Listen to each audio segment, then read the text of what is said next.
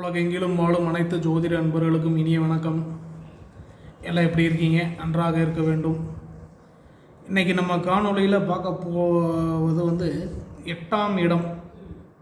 எட்டாம் இடமும் சூதாட்டமும் அப்படிங்கிற ஒரு டாப்பிக்கில் நம்ம போகிறோம். என்ன சார் சூதாட்டம் பற்றியெல்லாம் நம்மளோட இதில் பேசுகிறோமா அப்படின்னா, இன்றைக்கி நமக்கு வரக்கூடிய ஜாதகர்களில் நம்மளுடைய அப்பாயின்மெண்ட்ஸ் எடுத்துகிட்டு வரக்கூடிய கிளைண்ட்ஸுகளில் நிறைய பேர்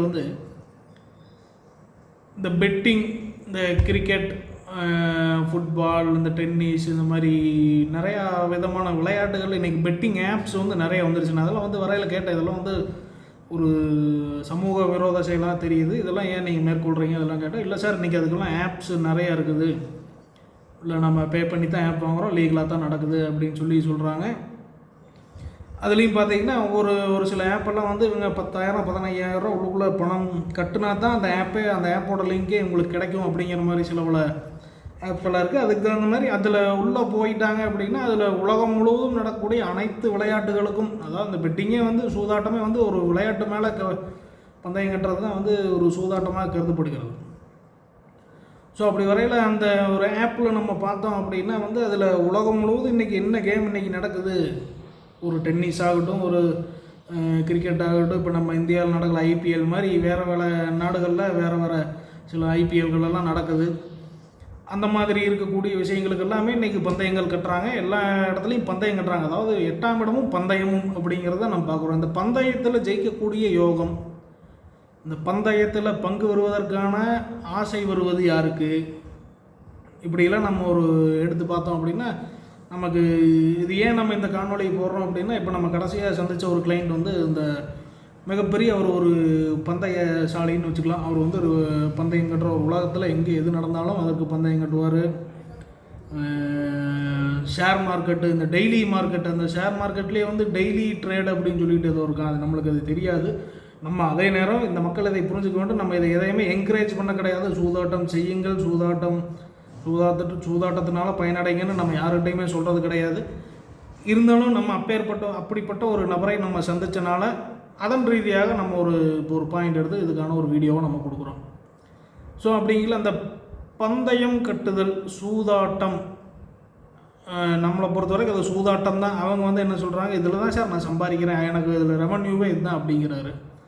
ஸோ அப்படிங்கிற அவரோட பெர்ஸ்பெக்டிவ் அவர் சொல்கிறாரு. நம்ம நமக்கு இது சூதாட்டமாக தான் நம்ம இதை கருதுகிறோம். உண்மையாலுமே அது சூதாட்டம் தான். சூதுங்கிறது என்னதுங்க, 3 வகையான சேவிங்ஸ் இருக்குது. சேவிங்ஸை தூக்கி சேவிங்ஸ் அக்கௌண்ட்டில் போடுறது, சம்பாதிக்கிற பணத்தில் மிச்சமாகிற பணத்தை தூக்கி சேவிங்ஸ் அக்கௌண்ட்டில் போடலாம்.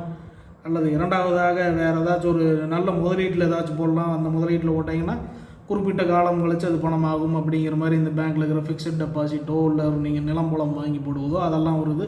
அதில் தேர்டு கேட்டகரி தான் ஸ்பெக்குலேஷன். அதை அதை நம்ம ஸ்பெக்குலேஷன் என்று கூட சொல்லலாம். அந்த சூதாட்டம், ஸ்பெக்குலேஷன் இது எல்லாமே ஒரே டெர்ம்ஸ் தான் காயின் பண்ணுது. ஸோ அப்படிங்கிற இவர்கள் என்ன அந்த 8ஆம் இடம், அந்த ஒரு சூதாட்டம், அந்த ஸ்பெக்குலேஷன் அப்படின்னு போயில் அதனுடைய வாய்ப்பு எதுவாக இருக்கிறதுனா 50-50 தான் அதோட சான்சஸ் இருக்குது. இப்போ நீங்கள் சேவிங்ஸ் அக்கௌண்ட்டில் நீங்கள் சம்பாதிக்கிற காசை சேவிங்ஸ் அக்கௌண்ட்டில் போட்டு நான் என்னுடைய செலவுக்காக நான் சேர்த்து வைக்கிறேன், நான் ஃப்யூச்சருக்காக சேர்த்து வைக்கிறீங்க அப்படின்னா உங்களோட சேவிங்ஸ் அக்கௌண்ட்டுக்கு உங்களுடைய பேங்க் வருடம் ஒரு வட்டி அமௌண்ட் உங்களுக்கு கொடுப்பாங்க.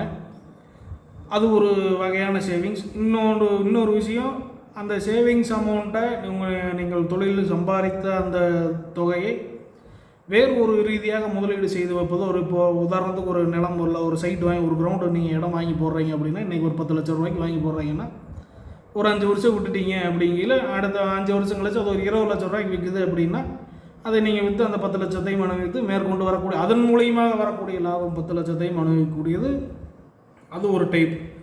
3வது ரீதியாக தான் இந்த ஸ்பெக்குலேஷன் வருது. இந்த ஸ்பெக்குலேஷன் பொறுத்த வரைக்கும் என்னென்னா, நீங்கள் இப்போ ஜெயிச்ச அதாவது நீங்கள் சம்பாதிச்ச 10 லட்சத்தை, அந்த 10 லட்சத்தையுமே ரிஸ்கில் வைத்து எய்தர் அந்த 10 லட்சத்தின் மூலியமாக நீங்கள் 20 லட்சம் 2 கோடி கூட ஜெயிக்கலாம், அல்லது அந்த 10 லட்சம் மூழ்கியும் போகலாம். இதுதான் இந்த ஸ்பெக்குலேஷன் சூதாட்டத்திற்கான ஒரு பேசிக்கான ஒரு ஸ்ட்ரக்சராக நம்ம இந்த உலகத்தில் பார்க்குறாங்க எல்லாருமே. இந்த இன்வெஸ்ட்மெண்ட், அந்த ரிட்டர்ன் மணியை என்ன மாதிரி இன்வெஸ்ட் பண்ணுறோம் அப்படிங்கிறது இந்த 3 டைப்ஸ் தான் இருக்குது. ஸோ அப்படிங்கிற நம்ம அந்த சந்திச்ச நபர் ஒரு 3-4 விதமான சூதாட்டங்களை அவர் மேற்கொள்கிறார். அப்படி அவர் ஜாதகத்தை நம்ம எடுத்து பார்க்கும்பொழுது அப்போ தான் நம்ம அந்த சூதாட்டத்தை பற்றின ஒரு கண்ணோட்டத்துக்கே நம்ம வரோம். அப்படி வந்து பார்க்கும் பொழுது அவருடைய ஜாதகம் வந்து பார்த்திங்கன்னா திடீர் அதிர்ஷ்டத்திற்கு ஆளாகக்கூடிய நபராக தான் அந்த ஜாதகர் இருக்கிறார். அப்படின்னா அந்த ஸ்பெக்குலேஷன் செய்வது ஒரு தவறுன்னு நம்ம ஃபஸ்ட்டு மனசில் நினச்சாலும் அந்த ஸ்பெக்குலேஷனை மேற்கொள்வதற்கு கூட ஒரு நல்ல ஒரு ஜாதக நிலை வேண்டும் என்பது தான் நம்மளுக்கு இப்போ வந்து அதெல்லாமே உணர்த்துது. ஸோ அப்படி எப்படி சார் நம்ம இப்போ அந்த ஸ்பெக்குலேஷனை மேற்கொள்வது, எப்படி அந்த டெய்லி மார்க்கெட், ஷேர் மார்க்கெட்டு, இந்த சூதாட்டங்கள் இதெல்லாம் எப்படி நம்ம மேற்கொள்ள வேண்டும் அப்படின்னா, ஒரு சிம்பிளாக இப்போ அந்த ஜாதகர் வந்து பார்த்திங்கன்னா கும்ப ராசியை சேர்ந்தவர். அவர் ரிஷப லக்கணம் கும்ப ராசியை சேர்ந்த ஒரு நபர். அது வந்து நீங்கள் ஆட்டோமேட்டிக்காக நீங்கள் பார்த்தீங்கன்னாலே காலவருஷ தத்துவத்தின்படி ரிஷபம் என்பது தனஸ்தானம், கும்பம் என்பது லாபஸ்தானம். இந்த 2 ஸ்தானங்களிலே பிறப்படுத்திருக்கக்கூடிய அந்த மனிதர் அவர் வந்து தன்னுடைய வாழ்க்கையை வந்து அவர் ஒரு சொந்த தொழில் வச்சுருக்கார். ஒரு A1 தொழில்னாலே எல்லாத்துக்கும் தெரியும், ஒரு நல்ல ஒரு பேர் ஒரு மதிப்புமிக்க தொழிலை செய்து கொண்டு தான் இருக்கிறார். அவர் ஒரு சொந்தமாக ஒரு பில் போடுறாரு, ஜிஎஸ்டி வச்சுருக்காரு, எக்ஸ்போர்ட் பண்ணுறாரு, இம்போர்ட் பண்ணுறாரு. அவருக்கான A1 தொழில் இருக்குது. அவருடைய பொழுதுபோக்கு எங்கே செலவழிக்கிறார் அப்படி என்றால் இந்த ஸ்பெக்குலேஷனில் வந்து செலவு பண்ணுறார். ஸ்பெக்குலேஷன் மீன்ஸ் இந்த சூதாட்டம், திடீர் அதிர்ஷ்டத்தை நோக்கி செல்லக்கூடிய ஒரு நபராக இருக்கிறார். அப்போ அவருக்கு 8ஆம் இடமாக இந்த 8ஆம் இடமும் ஏன் நம்ம சூதாட்டமும் அப்படின்னு இந்த காணொலிக்கு ஒரு கண்டென்ட் நம்ம டாப்பிக்கே வைக்கிறோம் அப்படின்னா, இந்த 8ஆம் இடம் தான் வந்து பல ரகசிய காரியங்களை குறிக்கக்கூடிய இடமாக 8ஆம் இடம் இருக்கிறது. அப்போ அந்த 8ஆம் இடம் ரகசிய காரியம் அப்படின்றாலே ஒரு மனிதனுக்கு இருக்கக்கூடிய ரகசியங்களை பூரா குறிப்பதே அந்த 8ஆம் இடம் தான். அப்போ அந்த 8ஆம் இடத்துல அவருக்கு வந்து அந்த 8ஆம் இடமானது ஒரு குருவினுடைய ஸ்தானமாக வருகிறது. அவருக்கு தனுசு, அந்த தனுசு வந்து அவருக்கு 8ஆம் இடமாக வருகிறது. இவருக்கு நீங்கள் பார்த்தீங்கன்னா அந்த ஜாதகர் அவர் வந்து இதுவரைக்கும் சொல்கிறது எல்லாமே நான் ஸ்பெக்குலேஷனில் ஜெயிச்சுட்டு தான் இருக்கேன், எனக்கு எந்த ஒரு கெடுதலும் இல்லை அப்படிங்கிறாரு. அப்படிங்களுக்கு ஏன் அந்த அவருக்கு ஏன் அதில் ஜெயிச்சுட்டு வராரு அப்படின்னு நம்ம ஒரு ரிசல்ட் பார்த்தோம், அவரோட ஜாதகத்தை அலசி பார்த்தோம் அப்படின்னா, அவருக்கு 8-11 கூடையவராக குரு வருகிறார். 11ஆம் இடத்துல குரு அமர்ந்திருக்கிறார். அதாவது மீனத்தில் ரிஷபலக்கண நண்பர் மீனத்தில் குரு அமர்ந்திருக்கிறார். ஸோ அப்படிங்கிற தன்னுடைய 8க்கு அதிபதி 11ல் அமர்ந்திருக்காரு. அப்படிங்கிற அந்த 8ஆம் இடத்து மூலியமாக லாபம் பெறக்கூடிய அமைப்பு அவருக்கு இருக்கிறது என்பதை வந்து நம்ம வந்து ஒரு மினிமம் கேரண்டியாக நம்ம அவருடைய ஜாதகத்தை அலசி ஆராயும் போது அதை நம்ம எடுக்கிறோம். அப்போ அதை அலசி ஆராய்ந்து நம்ம அதை எடுக்கிறோம். அதாவது 8க்கு உடையவரும் 11 கூடையவரும் ஒரு சேர இருக்கிறாங்க. அதாவது 8 கூடையவரும் குருவே, 11 கூடையவரும் குருவே. ஸோ அப்போ அதாவது தனுசு மீனம் இது 2 தான் அவருக்கு 8-11 இடமாக வருகிறது. ஸோ அதனால் அவர் வந்து சொல்கிறாரு, எனக்கு இதில் நான் தொழிலில் சம்பாதிக்கிறத விட எனக்கு ஸ்பெக்குலேஷனில் நிறைய இன்கம் வருது அப்படிங்கிறாரு. அப்படிங்கிற ஏன் வாங்கி பார்த்தோம்னா அவர் வந்து அங்கே அதுவும் 11ஆம் இடத்துல வக்கரமாக உட்காந்துருக்காரு சுக்கிரன். நல்ல வழியில் லாபத்தை கொடுப்பாரான்னு பார்த்தா இல்லை, வக்கர கதியில் இருக்குங்காட்டி கெட்ட வழிகளில் இப்போ அதாவது பொதுவான உலகங்களில் இந்த சூதாட்டம் ஸ்பெக்குலேஷன் என்பதெல்லாம் வந்து ஒரு கெட்ட வழியாக தான் பார்ப்பாங்க. நீங்கள் ஷேர் மார்க்கெட் பிஸ்னஸ் பண்ணுறேன்னு ஒரு பழைய பெரியவர்கள்ட்ட இல்லை சொன்னீங்கன்னா இவெல்லாம் போய் ஷேர் மார்க்கெட் பண்ணுறான், இதெல்லாம் போய் என்ன சூதாட்ட கணக்கு அப்படின்னு தான் சொல்லுவாங்க. யார் ஒருத்தர் நேர்மையான தொழில் பண்ணுறாங்களோ அவங்கள தான் நேர்மையான தொழில்னு சொல்லுவாங்க. ஸோ அப்படிங்கிற இவர் வந்து நேர்மையான தொழிலும் பண்ணிக்கிட்டு இருக்காரு. அட் த சேம் டைம் வந்து ஸ்பெக்குலேஷனுக்குள்ளேயும் ஈடுபடுறாரு. இவருக்கு ஏன் இந்த ஸ்பெக்குலேஷனில் வெற்றி கிடைக்குது அப்படின்னா, தனக்கு 8-11 கூடையவரான குரு 11ஆம் இடத்துல தன்னுடைய ஆட்சி வீட்டில் அமர்ந்திருக்கிறாரு. அதுவும் மீனத்தில் அமர்ந்திருக்காரு. அப்படிங்கிற இவர் அதன் மூலியமாக நல்ல ஒரு லாபம் வெற்றிகளை எல்லாம் குவிக்கின்றார். அப்படிங்கிறதுல அதுதான் வந்து அவருடைய ஜெயிப்பதற்கான காரணம். இதுதான் இன்னைக்கு இந்த காலகட்டத்தில் நம்ம ஃபஸ்ட்டே சொன்ன மாதிரி இதுக்கு பதில் நிறையா பெட்டிங் ஆப்ஸ் எல்லாம் நிறையா வந்துருக்கு. இதையெல்லாம் நம்பி போய் நிறைய பேர் ஒரு 100-90 பேர் தலையில் கை வச்சு தான் உட்காந்துருப்பாங்களே தவிர 10 பேர் தான் சந்தோஷமாக இருப்பாங்க. நம்ம இந்த காணொலியில் பெட்டிங்கையோ சூதாட்டத்தையோ ஊக்குவிக்கவில்லை.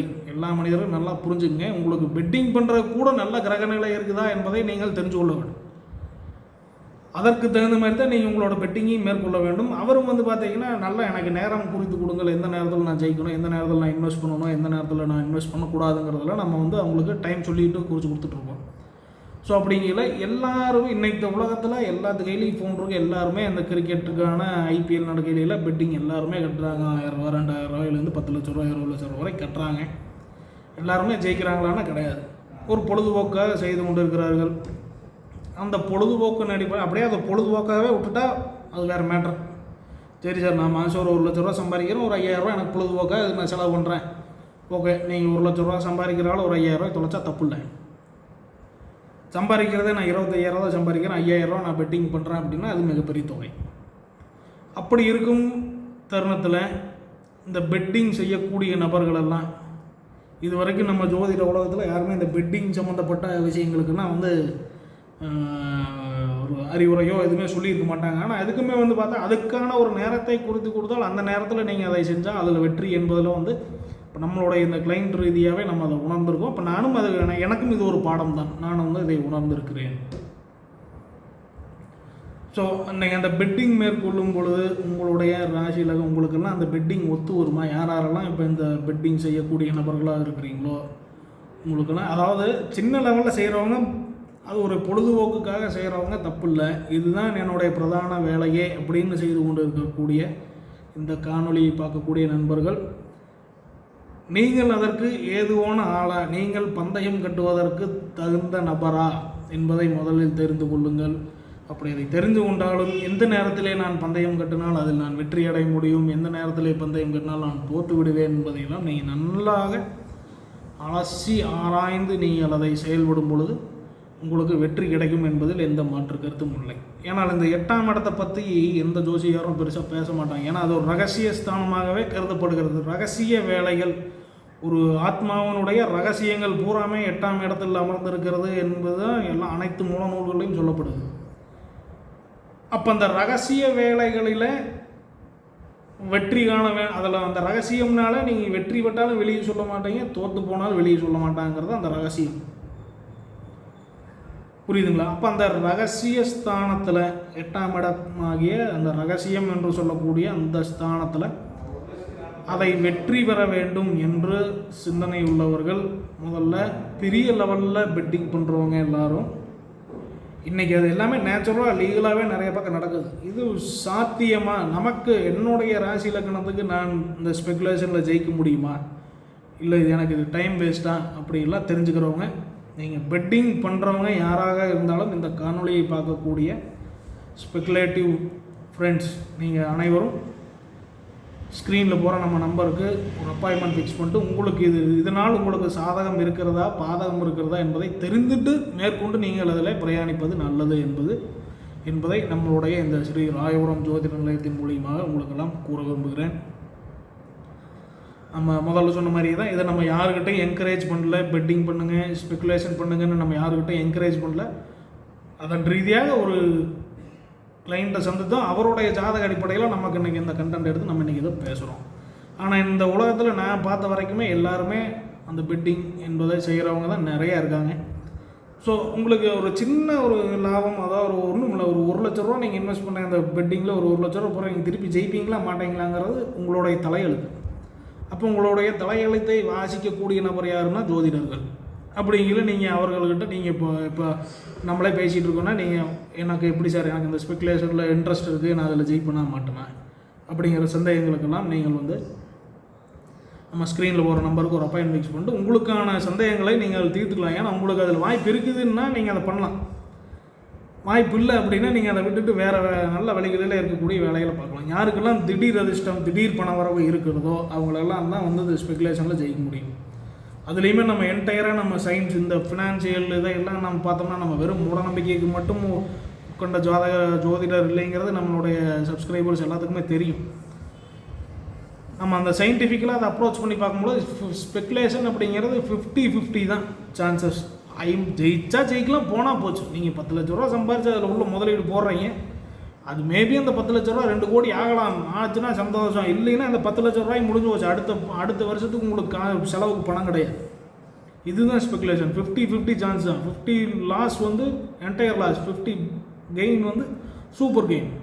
இதுதான் இந்த ஸ்பெகுலேஷனுக்கான ஒரு ரகசியமே. ஸோ அது உங்களுக்கு நன்றாக இருக்கிறதா இல்லையா என்பதை தெரிந்து கொண்டு நீங்கள் அதில் முதலீடு செய்யும் பொழுது அதில் நீங்கள் வெற்றியோ லாபமோ எது வேணாலும் மன திருப்தி அடையலாம். ஸோ இதுவரை இந்த காணொளி சந்தித்த நண்பர்கள் அனைவருக்கும் வணக்கம். இந்த காணொலியை பார்க்கக்கூடிய நம்பர் உங்களுடைய நண்பர்களோ உறவினர்களோ யாராச்சும் இந்த மாதிரி சூதாட்டத்தில் இருக்காங்க, அவங்க வந்து கிரிக்கெட் பெட்டிங் பண்ணுவாங்க, இந்த எனி கேம் வந்தாலும் அவங்க பெட்டிங் பண்ணுவாங்க அப்படிங்கிற மாதிரி இருந்தால் நீங்கள் அவங்களுக்கெல்லாம் இந்த காணொலியை ஃபார்வர்ட் பண்ணுங்கள். உங்களுடைய நண்பர்கள் உங்களுடைய உறவினர்கள் நன்றாக இருக்க வேண்டும் என்பதை நீங்கள் மனதில் நினைத்து அவர்களுக்கு ஃபார்வர்ட் பண்ணுங்கள்.